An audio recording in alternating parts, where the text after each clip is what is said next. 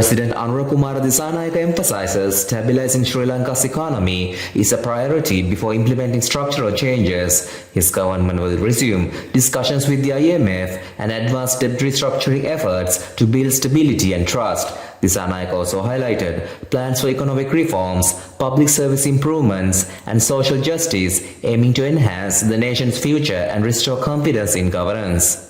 Prime Minister Harini Amarasuriya emphasizes public trust in political authority and public services is essential for nation building. Addressing office staff, she acknowledged negative perceptions towards politicians and public services but stressed the government's commitment to fostering a strong, efficient and people-focused public service which is vital for the country's development. Former Minister and SLPP stalwart SP Dissanayake expresses confidence that President Kumara Dissanayake and his government will likely win the upcoming general elections. He praised the president's leadership and progress since taking office, predicting the National People's Power will secure 6.5 million votes. He also suggested that the parties unite to form a strong opposition for the elections.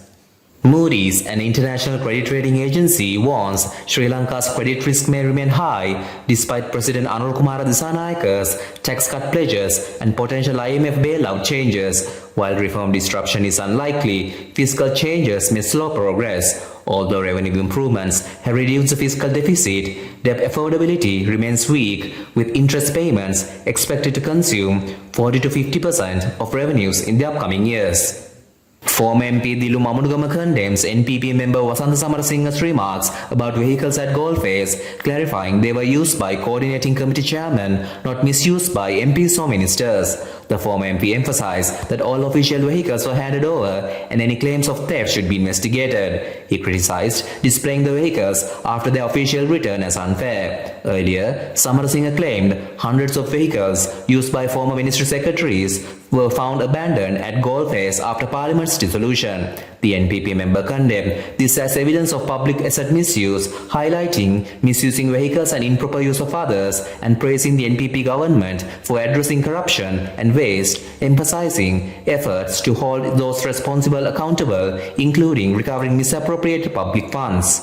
The all-share price index of the Colombo Stock Exchange on September 25th surges by 325.59 points, closing at 11,659.71, a 2.87% rise from the previous day. This is the third consecutive time as the SP index indicated surge. The market turnover reached 3.96 billion rupees, indicating robust trading activity. The Election Commission releases details for the 2024 general election, outlining the number of MPs to be elected per district. Kampa district will elect 19 MPs, the highest number. The statement also provides information on candidate nominations, required deposits for independent groups, and the number of MPs per electoral district.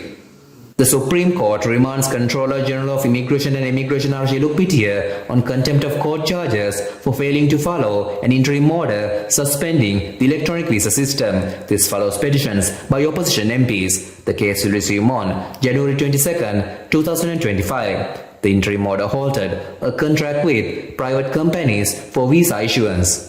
All Island Poultry Association President Ajit Gunasekara says Sri Lanka is now self-sufficient in chicken and egg production. Egg production has risen, but consumption has significantly dropped, affecting small and medium-scale producers. Egg prices range from 30 to 40 rupees, with production costs causing instability for smaller farms despite the market price decline. The Sri Lanka Under-19 women's team, captained by Moody narrowly lost to Australia by 4 runs in their third match of the Under-19 Women's T20 Tri-Series in Brisbane. Australia set a target of 116 runs, led by Samaras Dulwin's 45. Despite solid performances from Sanjana Kavindi and Vimoksha Balasuriya, Sri Lanka managed only 112 runs. Sri Lanka remains in second place and will face New Zealand again today.